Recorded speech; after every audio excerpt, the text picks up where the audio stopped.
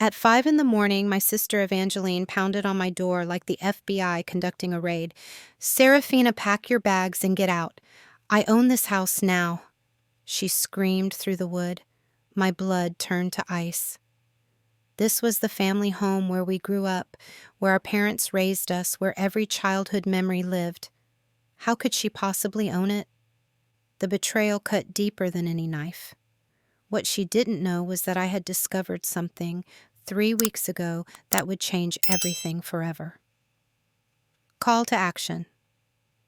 Before we dive into this family revenge drama that will leave you speechless, let me know in the comments where you're watching from. Hit that like button if you've ever dealt with family betrayal, and don't forget to subscribe because this story has more twists than a pretzel factory. Trust me, you won't want to miss how karma comes full circle in the most unexpected way. 3 weeks before that horrifying morning, I was helping Mom organize Dad's study after his funeral. Dad had passed away suddenly from a heart attack, and we were still reeling from the shock. As the younger daughter, I had always been the responsible one, the one who handled paperwork and family finances, while Evangeline pursued her artistic dreams in Los Angeles. While sorting through Dad's filing cabinet, I found a manila envelope marked "Estate Planning, Confidential" in Dad's careful handwriting. Inside were documents that made my world tilt on its axis. The first was a letter addressed to me dated just 2 months before Dad's death. "My dearest Serafina," it began. "If you're reading this, then I'm gone, and I pray you find this before your sister does something irreversible. I need you to know the truth about our family finances and why I made the decisions I did." My hands trembled as I continued reading. Dad explained how Evangeline had been secretly draining their retirement accounts for years. She had convinced our parents to co-sign loans for her art gallery investments that never materialized. She had used their credit cards for luxury purchases, always promising to pay them back. The total damage was staggering, over $200,000 stolen from our parents over the course of 5 years. But the most devastating revelation was yet to come. Dad had discovered that Evangeline had been forging Mom's signature on financial documents while Mom was going through chemotherapy treatments 2 years ago. When Mom was at her weakest fighting for her life, Evangeline was literally stealing their future security from under their noses. The second document was a revised will properly notarized and witnessed that Dad had created without telling anyone. In it, he left the family house entirely to me, along with instructions to use the life insurance money to pay off the debts that Evangeline had created. There was also a detailed accounting of every fraudulent transaction, complete with copies of forged signatures and bank statements. The third document was the most shocking of all, a private investigator's report that Dad had commissioned. Evangeline wasn't just stealing money. She was planning to sell the family house the moment our parents died. The PI had uncovered emails between Evangeline and a real estate agent discussing how to expedite the sale and split the proceeds. She had been counting on our parents dying for months. I sat in Dad's chair, surrounded by the evidence of my sister's betrayal, feeling like I was drowning in disbelief.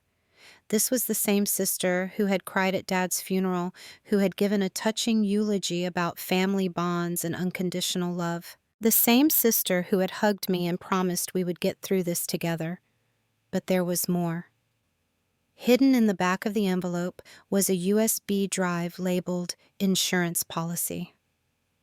When I plugged it into Dad's computer, I found audio recordings that Dad had made during his last months. In them, I could hear Evangeline on speakerphone manipulating our parents with emotional blackmail. "Dad, you know I'm struggling," her voice pleaded through the speakers. "Just this one more loan and I promise I'll pay everything back with interest. You wouldn't want me to end up homeless, would you? What would people think about the family that let their daughter live on the streets?" Then came the recordings from when Mom was sick. Evangeline's voice was calculating, cold. "Mom, you just need to sign here for the insurance paperwork. I'll handle everything while you focus on getting better. Don't worry about reading it. It's just standard medical billing authorization."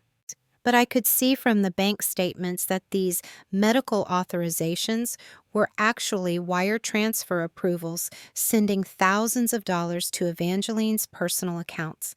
She had literally monetized our mother's cancer treatment, using Mom's vulnerability as an opportunity for theft.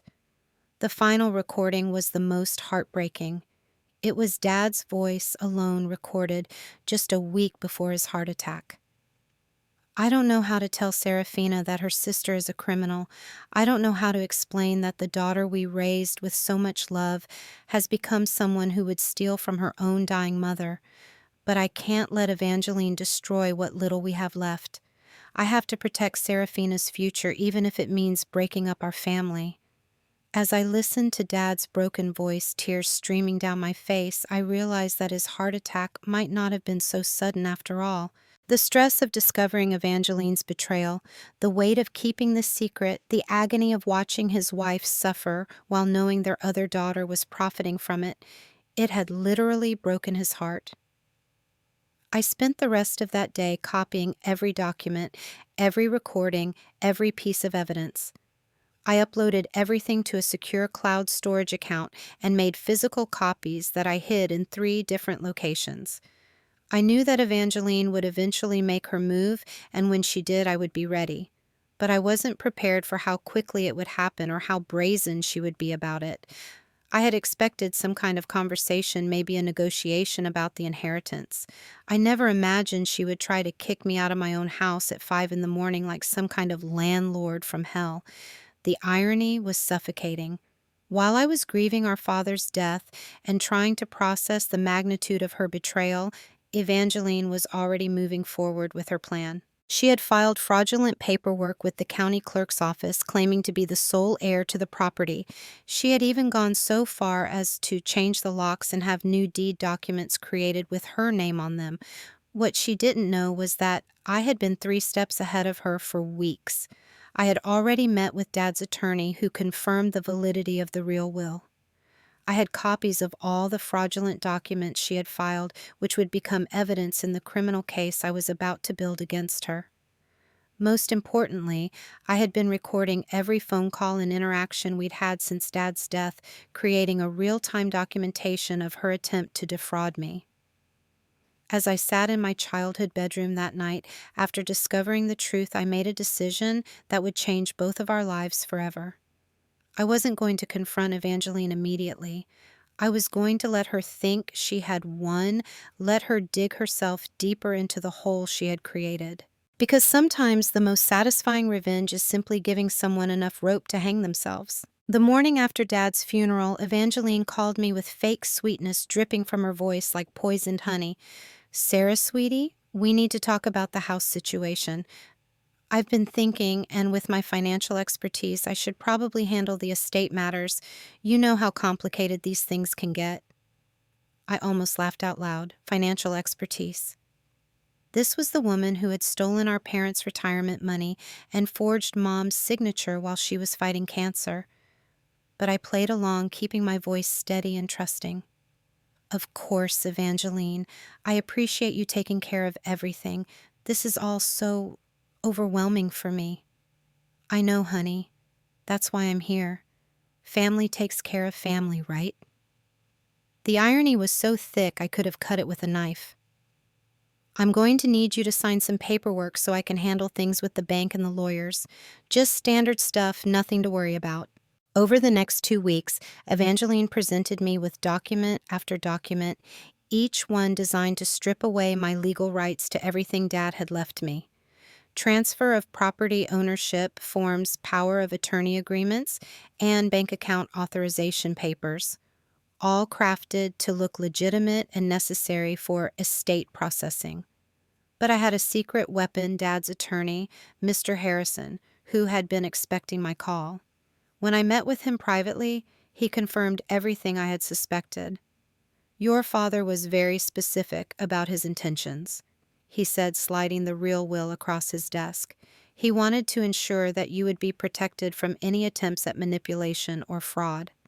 Mr. Harrison helped me understand the legal landscape I was navigating. Every document Evangeline had asked me to sign was either completely fraudulent or designed to override Dad's legitimate will. She wasn't just trying to steal my inheritance, she was attempting to commit multiple felonies in the process.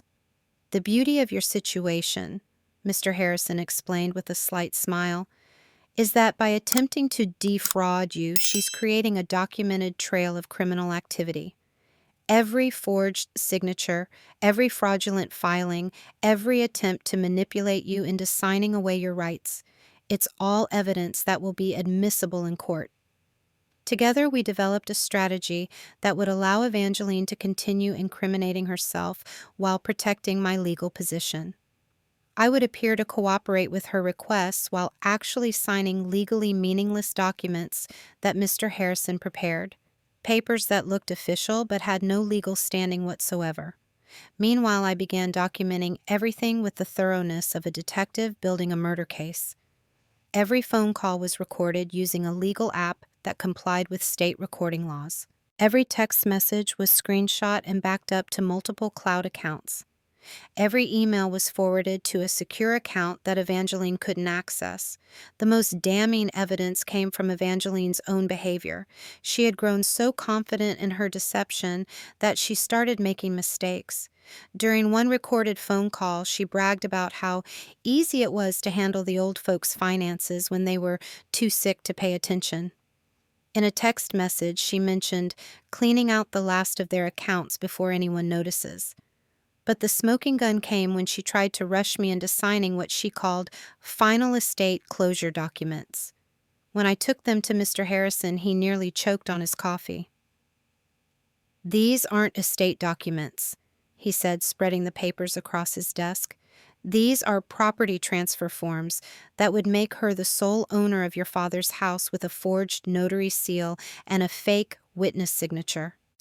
That's when I knew she was planning something big. The fake urgency, the pressure tactics, the increasingly elaborate lies.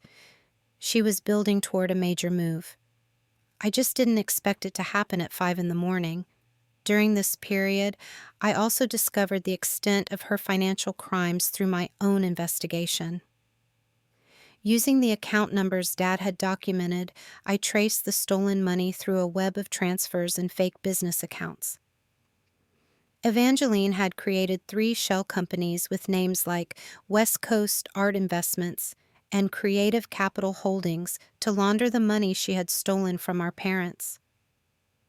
The most sickening discovery was a credit card statement showing that while Mom was undergoing chemotherapy, Evangeline had used the stolen money for a luxury vacation to Europe. She had literally been living it up in Paris and Rome while our mother was fighting for her life, funded by money stolen through forged documents. I also found evidence that she had been planning this for much longer than I initially thought. Bank records showed that the theft had started almost immediately after Mom's cancer diagnosis 3 years ago. Evangeline had seen our family's crisis as an opportunity for personal gain, systematically draining our parents' accounts while they were too overwhelmed and sick to monitor their finances closely. The psychological manipulation was just as calculated as the financial theft. I found drafts of emails on Dad's computer where Evangeline had crafted elaborate sob stories about her financial struggles designed to trigger our parents' protective instincts. She had researched emotional manipulation techniques, using specific phrases and psychological triggers to make them feel guilty for not helping her more. But perhaps the most revealing evidence was a conversation I recorded just days before she showed up at my door. Evangeline had called to check on my progress with the paperwork, and during the call she let her mask slip completely. "You know, Sarah, I've been thinking about this whole situation, and honestly, I deserve that house more than you do. I mean, let's be real. You're never going to do anything significant with your life. At least I have ambition and vision for the future." When I asked her what she meant, she continued with shocking callousness. "Dad always favored you because you were the baby, but Mom and I had a special bond. She would have wanted me to have the house. And honestly, it's not like you contributed anything to the family finances over the years. I've been supporting Mom and Dad way more than you ever did." The audacity was breathtaking. She was trying to rewrite history, painting herself as the generous daughter while positioning me as the ungrateful burden. In her twisted narrative, stealing from our parents was somehow evidence of her generosity, and my grief over Dad's death was just an inconvenience, preventing her from claiming what she believed was rightfully hers. As I listened to her voice that night, I realized that this wasn't just about money or property. Evangeline genuinely believed she was entitled to everything our parents had worked for, and she saw me as nothing more than an obstacle to be removed. The sister I had grown up with, the person I had trusted and loved, had become someone capable of destroying her own family for personal gain. That's when I knew the gloves had to come off. The morning Evangeline showed up at my door screaming about ownership, I was ready for her. I had been awake since 4, reviewing my strategy one final time and ensuring all my recording equipment was functioning perfectly. When she started pounding on the door like a maniac, I calmly activated the video recording app on my phone and prepared to capture every moment of her meltdown. "Serafina, open this door right now," she shrieked from the front porch. "I know you're in there, and we need to settle this today." I took my time walking to the door, making sure the camera captured the full scene when I opened it. Evangeline stood there looking like she had gotten dressed in the dark, her hair wild and her eyes blazing with an almost manic intensity. Behind her stood a man I didn't recognize, holding an official-looking clipboard and wearing a cheap suit that screamed, "Hired muscle pretending to be legal authority." "Good morning, Evangeline," I said with deliberate calmness, making sure my voice carried clearly on the recording. "It's quite early for a social visit. What can I do for you?" "Cut the innocent act," she snapped, pushing past me into the house. "This is my house now, and I want you out. Today. This is Kevin from the property management company, and he's here to oversee your eviction." Kevin stepped forward awkwardly, clearly uncomfortable with the situation. "Ma'am, I have documentation here showing that Miss Evangeline Morrison is the legal owner of this property and has requested that you vacate immediately." I examined the papers he handed me with theatrical interest, knowing full well they were fraudulent.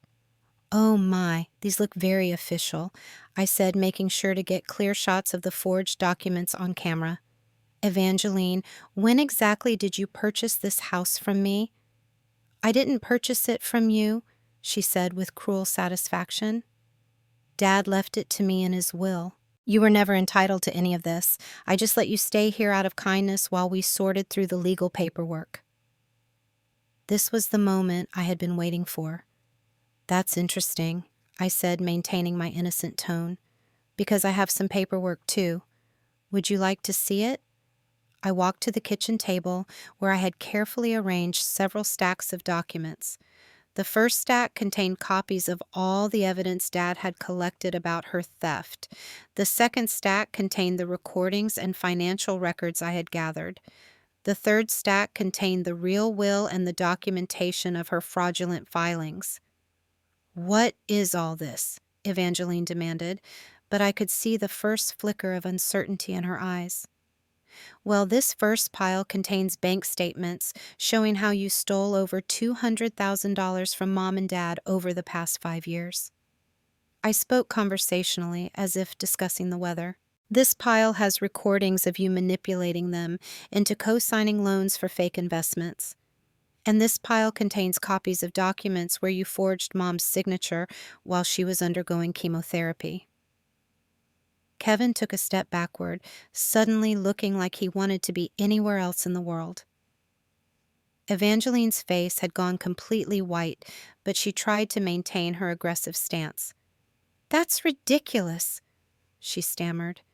"You're making all of this up because you're bitter about the will. Am I?" I picked up a bank statement from the top of the pile. "This shows a wire transfer of $15,000 from Dad's retirement account to your personal account on March 15th. That was the same day Mom had her surgery to remove the tumor. You literally stole money from Dad while he was sitting in a hospital waiting room, terrified that his wife might die." I could see Evangeline's confidence crumbling in real time. Her eyes darted between the documents and Kevin, who was slowly backing toward the door. "Ma'am?" Kevin said nervously. "I think there might be some confusion here. Maybe I should come back when this is sorted out." "No, Kevin, stay," I said firmly.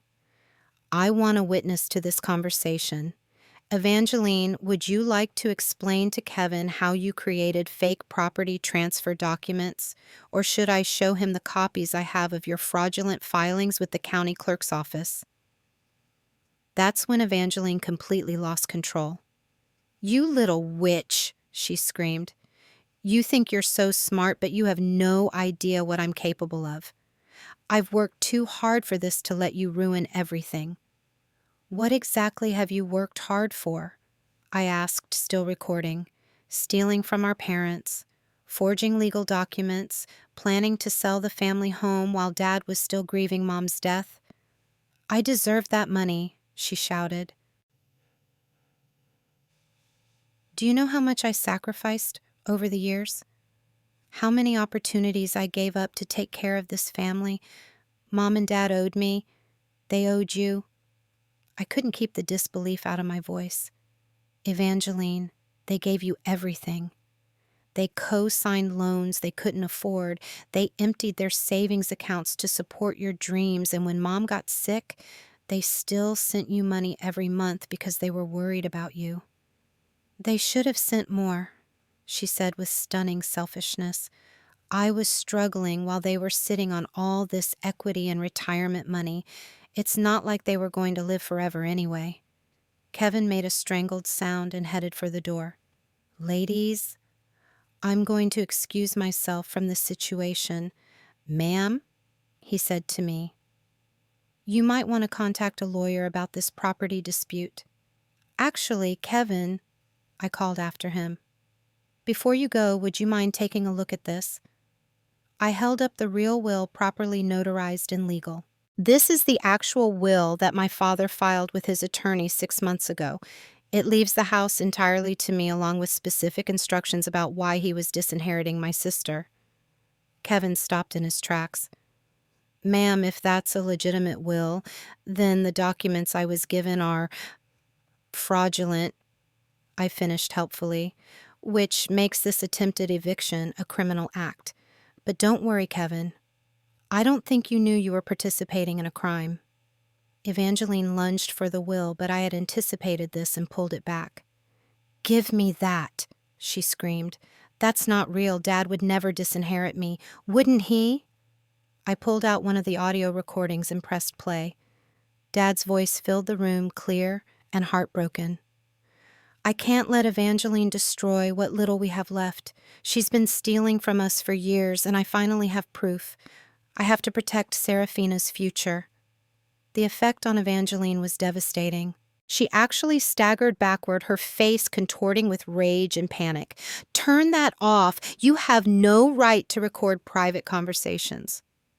Actually, in this state, I have every right to record conversations in my own home, but this wasn't recorded by me, Evangeline. This was recorded by Dad in his own study as insurance against exactly what you're trying to do right now.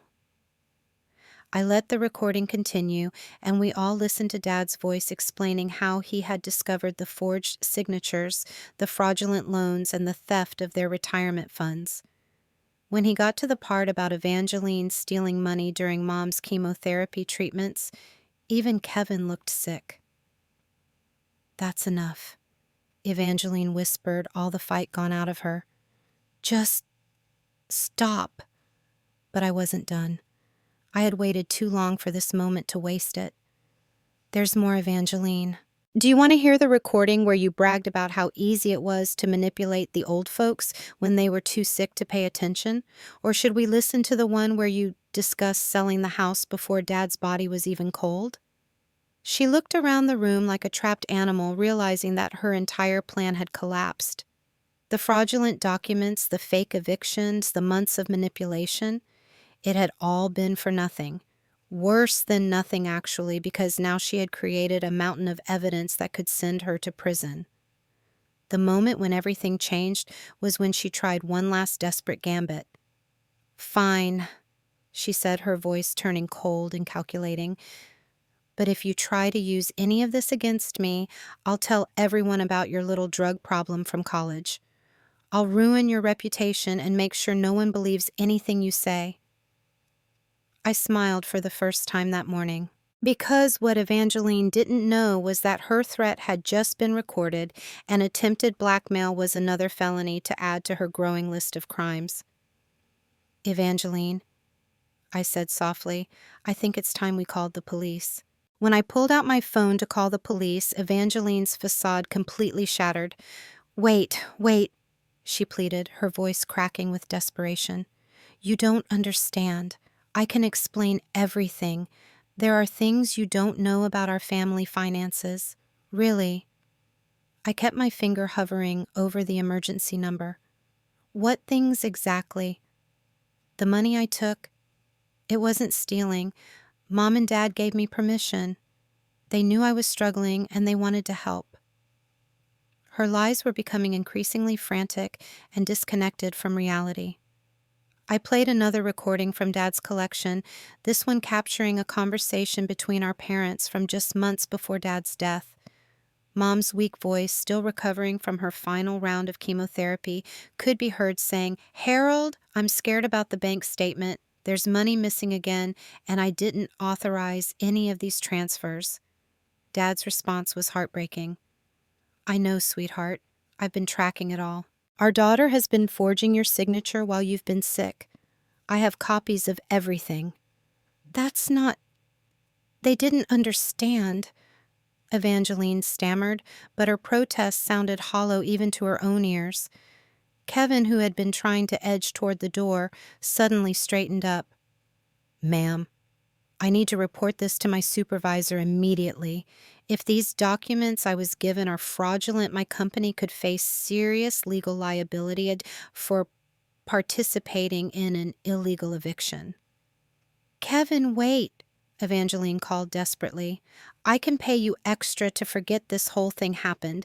Just walk away and pretend you were never here." The moment those words left her mouth, I knew she had sealed her fate.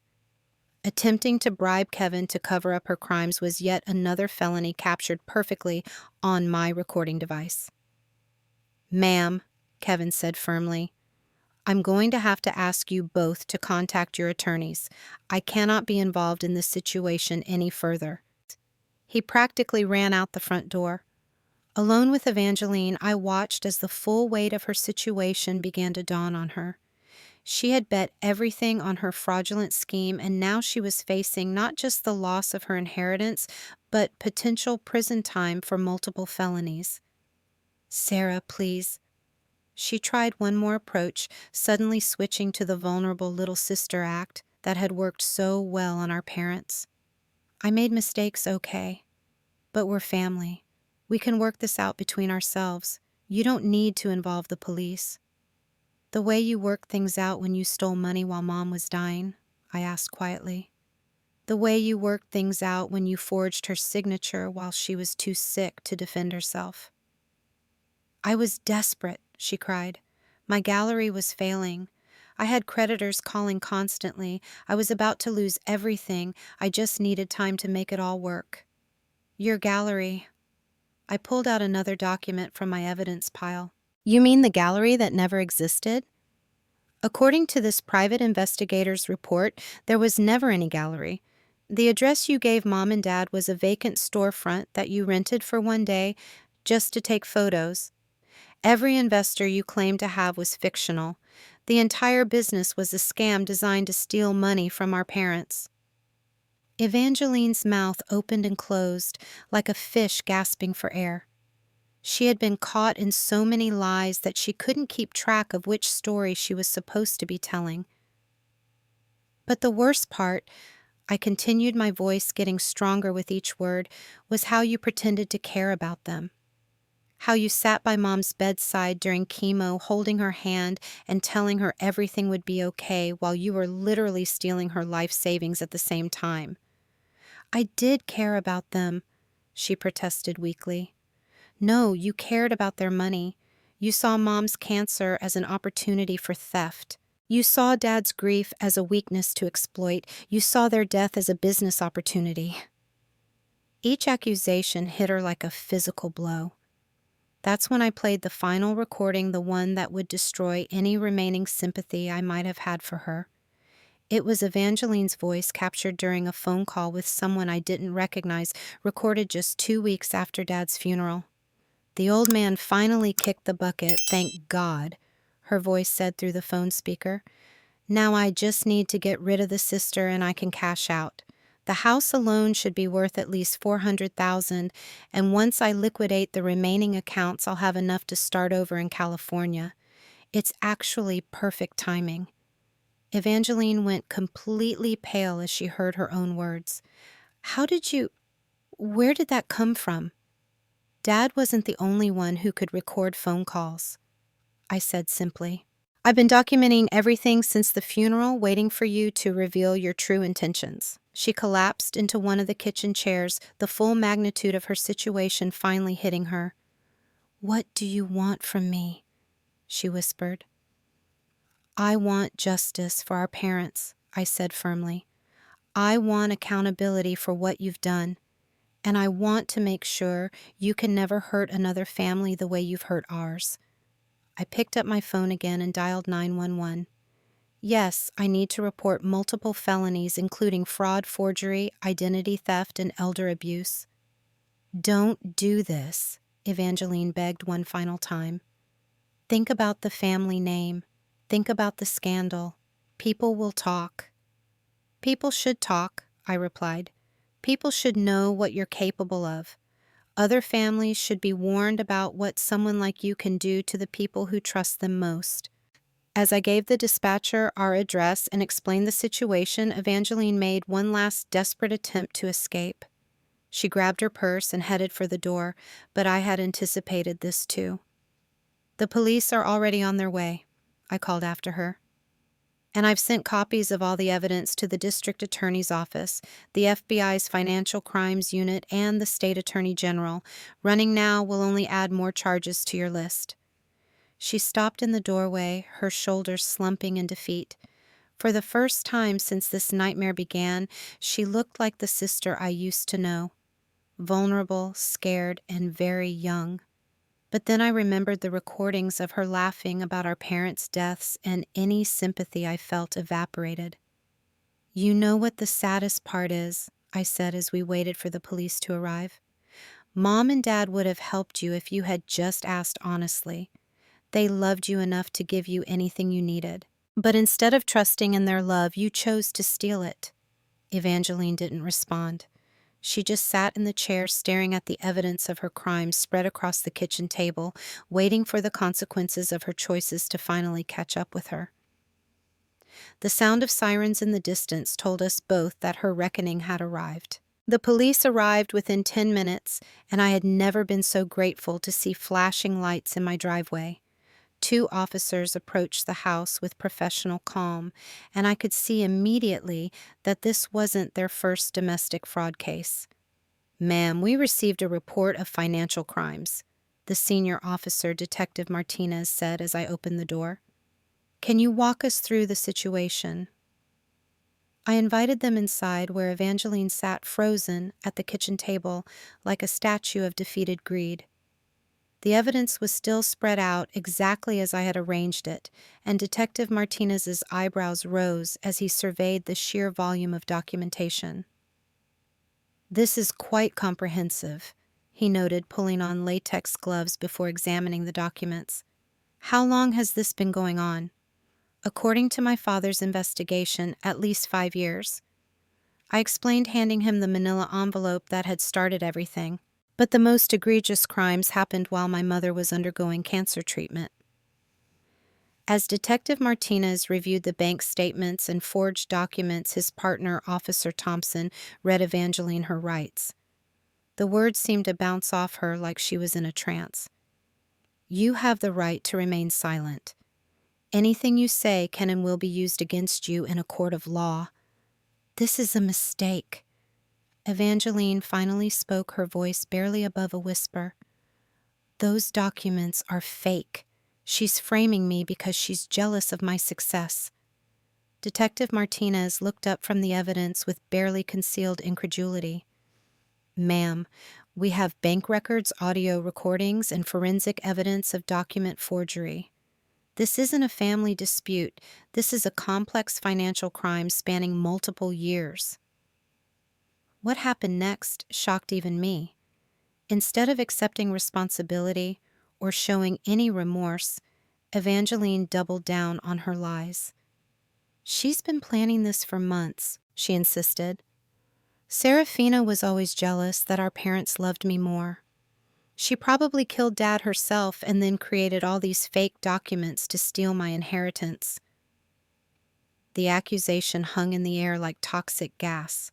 Detective Martinez and Officer Thompson exchanged glances, and I could see them mentally adding false accusations and potential obstruction of justice to her growing list of charges. Ma'am, Detective Martinez said carefully, are you seriously accusing your sister of murder? I'm just saying the timing is suspicious. Evangeline continued, apparently believing that throwing out wild accusations would somehow help her case. Dad dies suddenly, and then she magically finds all this evidence. It's too convenient. I pulled out my phone and showed Detective Martinez the timestamp on the original files.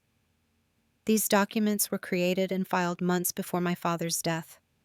The bank records go back years. And here's the autopsy report showing that Dad died of natural causes related to stress-induced cardiac arrest. Detective Martinez studied the autopsy report with professional interest. It says here that your father had been under extreme emotional distress in the months leading up to his death. Financial stress related to identity theft and fraud within the family unit. The implication was clear. Evangeline's crimes had literally contributed to Dad's death. The stress of discovering her betrayal, the agony of keeping the secret, the heartbreak of realizing what his daughter had become, it had all accumulated until his heart simply couldn't take anymore. You killed him, I said quietly, the realization hitting me like a physical blow. Your greed and lies killed our father. For the first time that morning, Evangeline's mask slipped completely. I saw a flicker of genuine horror cross her face as she understood the connection between her actions and Dad's death. But instead of accepting responsibility, she lashed out with even more venom. He was old and sick anyway, she screamed, and if he hadn't been snooping around in my business, none of this would have happened. This is all his fault. Officer Thompson stepped forward immediately. Ma'am, I need you to calm down and stop talking. Anything you say right now is being recorded and can be used as evidence. But Evangeline was past the point of rational thought. Years of lying and manipulation had finally caught up with her, and she was spiraling into a complete breakdown. You want to know the truth, she shouted at me. I'm glad he's dead. He was a controlling, paranoid old man who never appreciated anything I did for this family. Detective Martinez shook his head in disgust. In 30 years of police work, I've never seen someone dig their own grave quite this enthusiastically. As they placed handcuffs on Evangeline's wrists, she made one final attempt to play the victim. This is all a misunderstanding. I'm the real victim here. She's manipulated everyone against me. Ma'am, Detective Martinez said, with professional patience, we have recorded confessions, documented evidence of multiple felonies, and now recorded statements where you've admitted to additional crimes and shown no remorse for actions that contributed to your father's death. At this point, remaining silent would be your wisest choice. But Evangeline couldn't stop herself. As they led her toward the patrol car, she kept shouting accusations and threats. This isn't over, Serafina. I'll appeal everything. I'll prove you're lying. I'll make sure everyone knows what a vindictive witch you are. The neighbors had started coming out of their houses to watch the spectacle. Mrs. Patterson from next door, who had known our family since we were children, looked absolutely horrified. The Johnsons across the street were recording everything on their phones. Within hours, the whole neighborhood would know that Evangeline had been arrested for stealing from our dying parents. After they loaded her into the patrol car, Detective Martinez came back to speak with me privately. "I want you to know that this is one of the most thoroughly documented cases I've ever seen," he said. "Your father did an incredible job preserving evidence, and your additional documentation has created an airtight case." "What happens now?" I asked, watching the patrol car disappear down the street. "Now she goes through the legal system," he explained. "With this much evidence, and especially with her recorded confessions from today, I expect she'll be facing significant prison time. Financial fraud, elder abuse, identity theft, forgery. We're talking about potential decades behind bars." As Detective Martinez handed me his card and explained the next steps in the legal process, I felt a strange mixture of relief and sadness. Relief that justice was finally being served, but sadness that it had come to this. Somewhere along the way, the sister I had grown up with had become someone capable of destroying her own family for money. But as I stood in the doorway of the house that was rightfully mine, surrounded by evidence of our parents' love and sacrifice, I knew I had done the right thing. Dad's final act had been to protect me from Evangeline's greed, and I had honored that protection by ensuring she faced the consequences of her choices.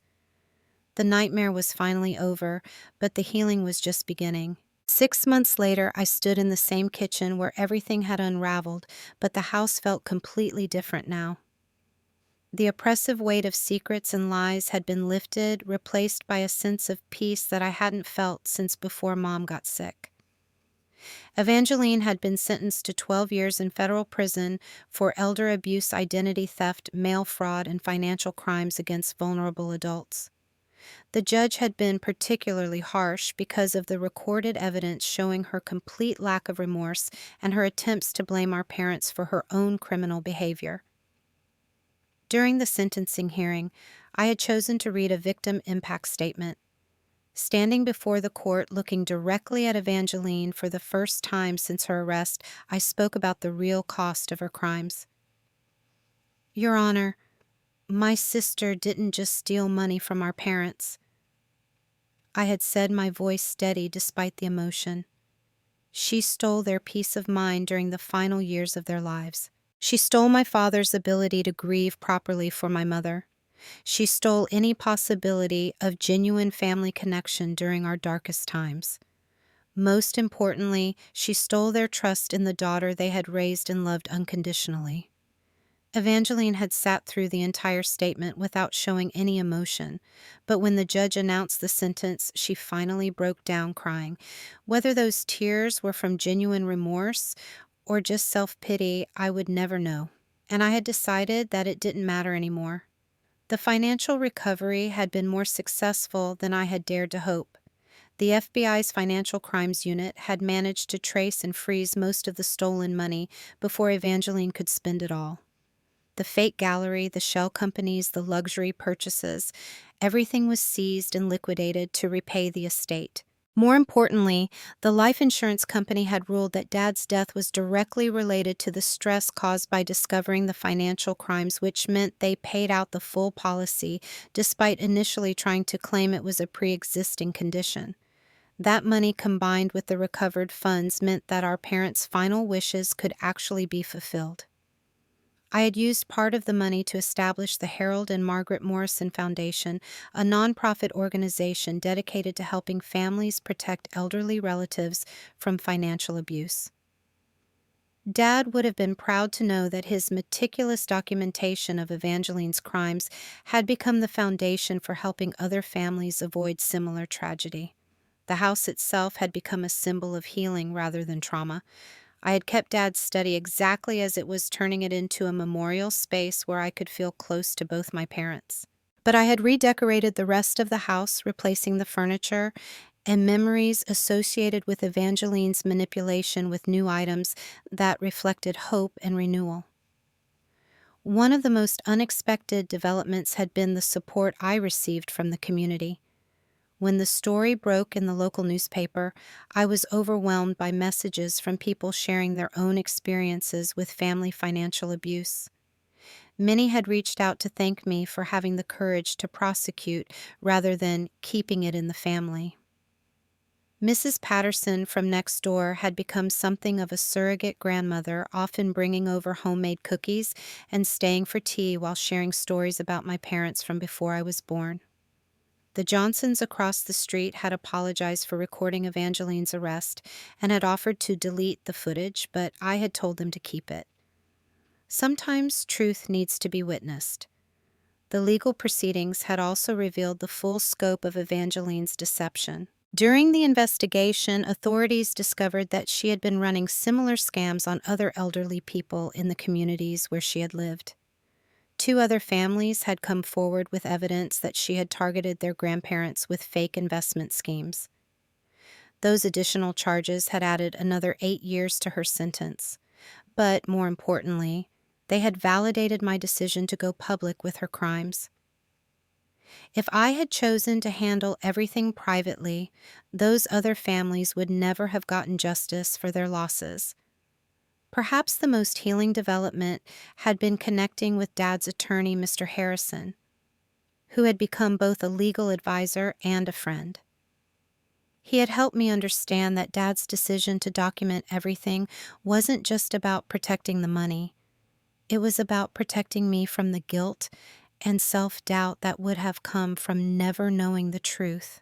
Your father knew that your sister would try to manipulate you even after his death, Mr. Harrison had explained during one of our regular check-ins. By leaving you such comprehensive evidence, he ensured that you would never have to wonder if you were being unfair or if there was some explanation you were missing. The recordings of Dad's voice had become a source of comfort rather than pain. In quiet moments, I would listen to them and feel his presence guiding me through the difficult decisions I faced as I rebuilt my life. His love and protection extended beyond death, providing me with the tools I needed to seek justice and move forward. Today, as I prepared for my first Thanksgiving in the house since everything happened, I reflected on how much had changed. Instead of dreading family gatherings that were filled with Evangeline's manipulation and lies, I was looking forward to hosting a chosen family of close friends who had supported me through this ordeal. The doorbell rang, interrupting my thoughts. It was Sarah, my childhood best friend, who had flown in from Colorado specifically to spend the holiday with me. Behind her stood Dr. Chen, the grief counselor, who had helped me process everything, and Maria, a fellow survivor of family financial abuse, who had become one of my closest allies in advocacy work. "How does it feel to be hosting in your own house?" Sarah asked as she hugged me tight. "It feels like coming home," I answered honestly. For the first time in years, this house feels like it belongs to love instead of lies. As we gathered around the table that evening, I found myself thinking about the difference between family by blood and family by choice. Evangeline and I had shared DNA, but the people surrounding me now were the ones who had truly cared about my well-being when everything fell apart. Before we began eating, Dr. Chen suggested we each share something we were grateful for. When it came to my turn, I surprised myself with my answer. "I'm grateful for the truth," I said. Even though it was painful to learn, I'm grateful that Dad made sure I would know what really happened. And I'm grateful for the opportunity to turn our family's tragedy into something that might help other people. As I looked around the table at the faces of people who had chosen to be part of my healing journey, I realized that sometimes the most devastating betrayals can lead to the most meaningful connections. Evangeline had tried to destroy our family legacy, but instead she had given me the chance to create something much more valuable, a chosen family built on truth, support, and genuine love. Have you ever experienced family betrayal that made you question everything you thought you knew about the people closest to you? How did you find the strength to seek justice when it meant potentially destroying relationships you had cherished? I would love to hear your stories in the comments below. Sometimes sharing our experiences helps others realize they are not alone in these impossible situations. If this story resonated with you, please hit the like button and subscribe for more real-life family drama stories. Share this video with anyone who might need to hear that choosing truth over family loyalty is sometimes the most loving thing you can do, even when it feels like the hardest choice you have ever made. Thank you for listening to my story and for being part of this community where we can discuss these difficult family dynamics openly and honestly. Remember, sometimes the family that chooses you is more valuable than the family you were born into. And protecting yourself from toxic people is not betrayal, it is survival and self-respect.